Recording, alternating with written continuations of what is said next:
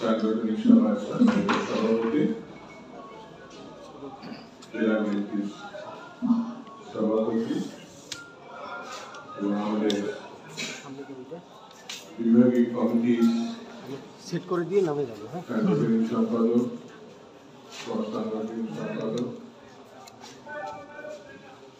এবং পঞ্চগড়ে বিএনপি সম্মানিত নেতৃবৃন্দ, অঙ্গ সংগঠনের নেতৃবৃন্দ, উপস্থিত প্রতিটি থানা, উপজেলা, পৌরসভা এবং ইউনিয়নের সম্মানিত নেতৃবৃন্দ, সাংবাদিক বন্ধুরা, আজকের এই সভাটি সম্পূর্ণভাবে সাংগঠনিক একটি সভা।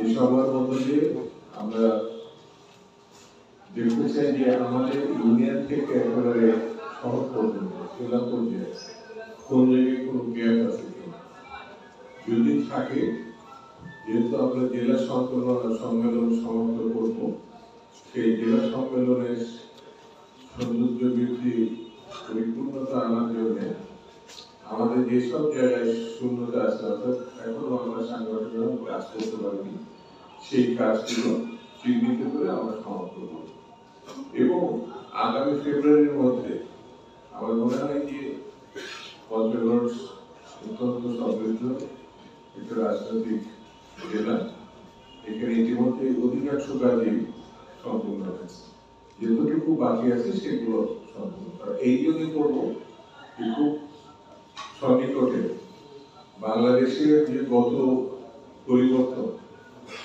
জুলাই আগস্টে আমাদের ছাত্র জনতা বুকের রক্ত ঢেলে দিয়ে আমি তাদের প্রতি শ্রদ্ধা জানাই, তাদের মাত্রা কামনা করি।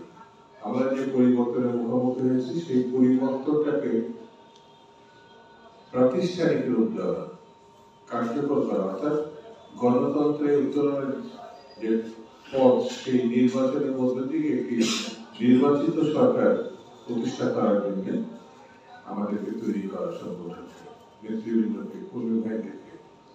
কারণ সামনে নির্বাচনে আমাদের নেতা যেন স্পষ্ট করে বলেছেন যে এই নির্বাচন অত সহজ নাও হতে পারে যদি আমরা গাছটা ভাবে রাখি, যদি আমরা মনে করি হাসিনা পালাইছে, আওয়ামী লীগ নাই, তাদের এমপি মন্ত্রীরা পালাইছে, তাহলে কাজটা একটু সহজ হয়ে যাবে, আমরা কাজ না করলেও হবে। কিন্তু ঘটনাটা তা না। আমাদের দেশের বিরুদ্ধে এখন ষড়যন্ত্র অব্যাহত।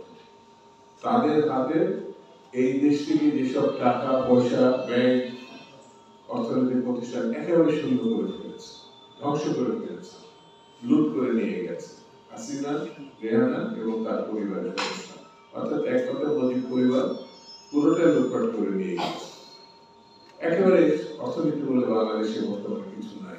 ঠিক তেমনি আইন শৃঙ্খলা পরিস্থিতি বিপজ্জনক অবস্থায়। আমাদের পার্শ্ববর্তী একটি দেশ গত তিনটা নির্বাচন একেবারে তামাশার যে নির্বাচন, সেটাকে পরিপূর্ণ সমর্থন করেছে।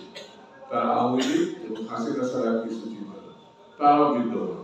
সেই জন্য আজকে আমাদেরকে তৈরি হতে হবে, যে সেই তৈরি হতে হবে একটা সামনে সুন্দর একটি নির্বাচনের মধ্য দিয়ে সুন্দর একটি সরকার প্রতিষ্ঠার জন্য।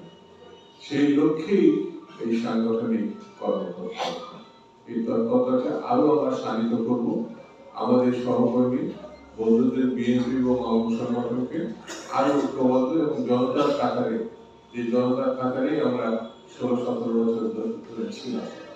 এই দলের 60 লক্ষাধিক আসামি, 2.5 লক্ষ মামলা, শত শত না হাজার হাজার গুম হয়েছে, হাজার হাজার নিখোঁজ হয়েছে, শহীদ হয়েছে, এটা ভাবা যায় না। সেই জন্য বন্ধুরা, আমি বেশি কথা বলবো না, শুধু যারা যে কথাটা এখানে এসে বক্তৃতা করবো তাদেরকে আমি অনুরোধ করবো যতটুকু সম্ভব কি কি কাজ হয়েছে আর কি কাজ বাকি আছে, যে বক্তৃতা করবেন এই কথাটা একটু আগে বলে দিবেন, আর আরো কিভাবে বলে পরে সুন্দরভাবে সংগঠনকে গুছানো যায়, আরো ভালো কিছু করা যায়, সেই কথাটি বলব। এই প্রথম পর্বে আমি এই কথাটা বলে সবাইকে ধন্যবাদ দিই, সবাইকে শুভেচ্ছা জানাই। আগে আমার বক্তব্য শেষ করছি। বাংলাদেশ জিন্দাবাদ।